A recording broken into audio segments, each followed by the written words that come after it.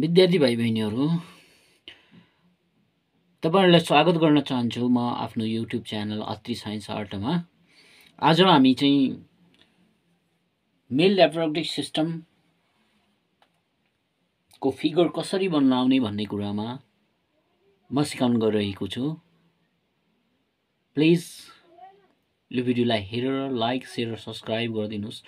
मसँगै चाहिँ तपाईहरुले पनि सिक्नु होला। Okay, let we are going to start. त सबभन्दा पहिले हामी युरिनरी ब्ल्याडरबाट सुरु गर्नेछौँ। म युरिनरी ब्ल्याडरको के भाग बनाउँछु। Just we are going to start from urinary bladder. त यो युरिनरी ब्ल्याडर एउटा ब्ल्याडर जस्तै संरचना हुन्छ र यो युरिनरी ब्ल्याडरबाट युरिनरी ब्ल्याडरको तलतिरबाट एउटा नली निस्किएको हुन्छ।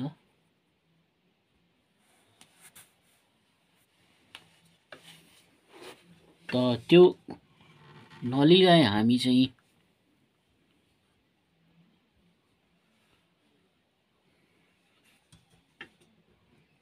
भास डिफरेन्सिया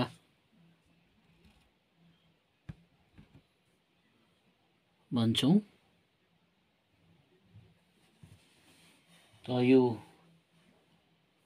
युरिनरी ब्ल्याडरबाट निस्किएको एउटा नलीलाई भास डिफरेन्सिया भनिन्छ। त म यो भास डिफरेन्सिया बनाउँदै छु। हामी मसँगै तपाईहरुले पनि बनाउनु होला यो भास डिफरेन्सिया। यस, अब भास डिफरेन्सिया दुईटा हुन्छ। बायाँतिरको भास डिफरेन्सिया म ड्र गर्दैछु र त्यस्तै किसिमले दायाँतिरको भास डिफरेन्सिया पनि हुन्छ।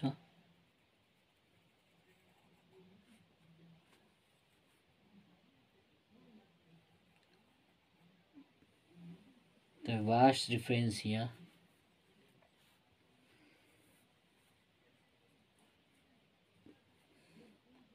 र यसको माथि पनि युरिनरी ब्ल्याडरमा खुल्ने एउटा नली हामी ड्र गर्छौँ। यसलाई युरेटर भनिन्छ। युरेटर दुईटा हुन्छ, बायाँतिरको युरेटर र दायाँतिरको युरेटर। त यो भास डिफरेन्सिया यसै युरेटरबाट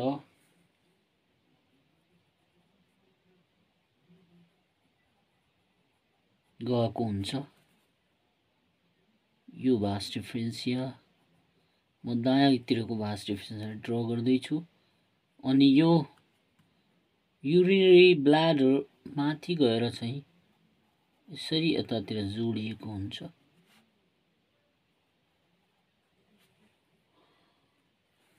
त यो राइट भास डिफरेन्सिया तल गएर टेस्टिसमा इपिडिडाइमिसमा कन्भर्ट हुन्छ। एउटा इपिडिडाइमिस भनेको घुम्रिएको नली, यस, जुन भित्रतिर टेस्टिसमा गएर खुल्छ। यस, यो इपिडिडाइमिस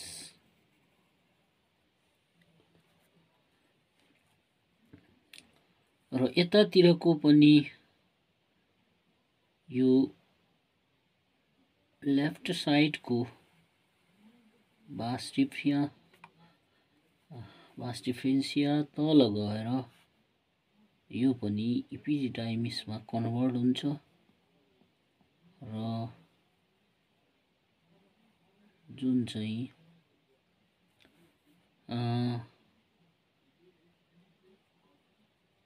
लेफ्ट साइडको टेस्टिसमा गएर खुल्छ। यसरी हामीले दुईटा भास डिफरेन्सिया बनाएको छौँ। यसैले यो रियली यो र यतातिर यो जुन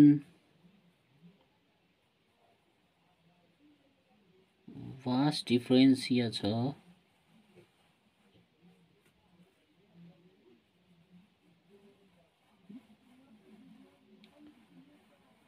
यो दुईटा भास डिफरेन्स, यो भास डिफरेन्सिया भित्रतिर एउटा चेम्बरमा गएर खुल्छ जसलाई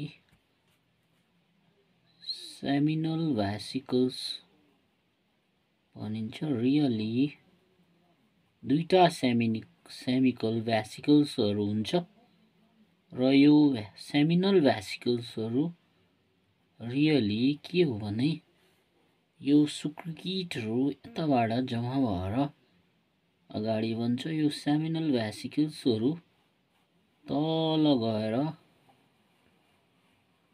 पेनिसमा गएर खुल्छन्। यिनीहरूको कन्ट्याक्ट यो युरेटर एउटा युरेथ्रामा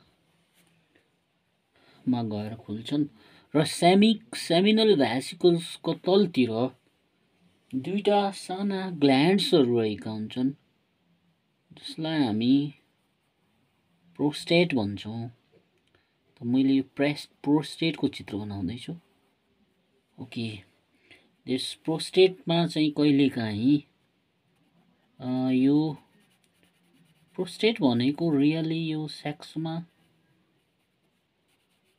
इन्टरकोर्समा यसले चाहिँ एउटा सब्सटेन्स सेक्रेट गर्छ, तरल पदार्थ सेक्रेट गर्छ जसले चाहिँ इन्टरकोर्सको बेलामा सजिलो बनाइदिन्छन्। र यसको तलतिर साना दुईटा यो साना ग्रन्थीहरू मैले बनाउँदैछु र यो ग्रन्थीहरूको तलतिरबाट पेनिसको एरिया सुरु हुन्छ। यस, त यसरी पेनिसको एरिया तलसम्म गएको हुन्छ जुन पछि गएर ग्लान्स पेनिसमा चेन्ज हुन्छ। यस पेनिस, यो ग्लान्स पेनिसको एरिया हो।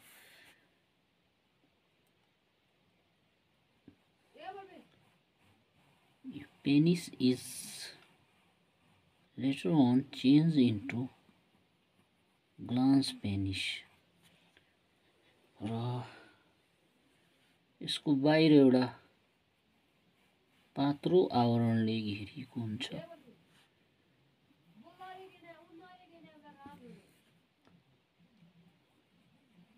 यसको बाहिर एउटा लेयर हुन्छ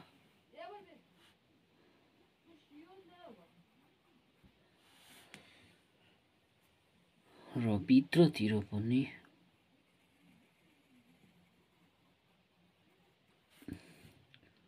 हामीले यो पेनिसको एरिया बनाउँदैछौँ। यस, त यसरी अब यो हामीले युरिनरी ब्ल्याडरको एरिया यताबाट गएको हुन्छ। युरिनरी ब्ल्याडरलाई हामी कम्प्लिट गर्छौँ। urinary bladder okay, our figure is complete. अब हामी लेभल टी गर्छौँ।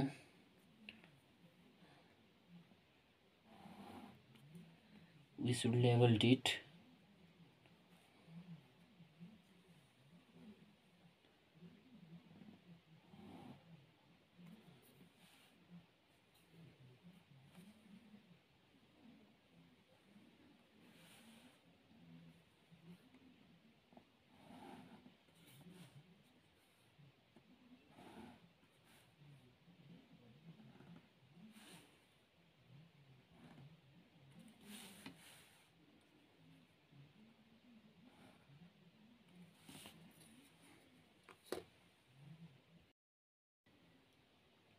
Okay, our